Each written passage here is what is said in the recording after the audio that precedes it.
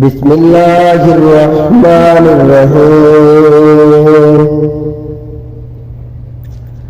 কালেমা তানজিদ। লা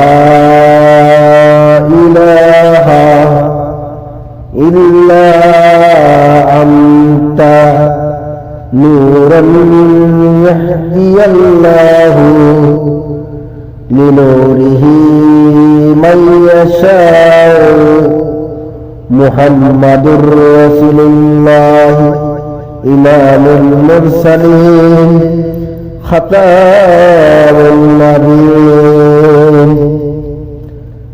অর্থ, আল্লাহ তুমি ছাড়া অন্য কোনো উপাস্য নেই, তুমি জ্যোতির্ময়, যাকে ইচ্ছা তাকেই তোমার নূর দ্বারা পথ প্রদর্শন করো।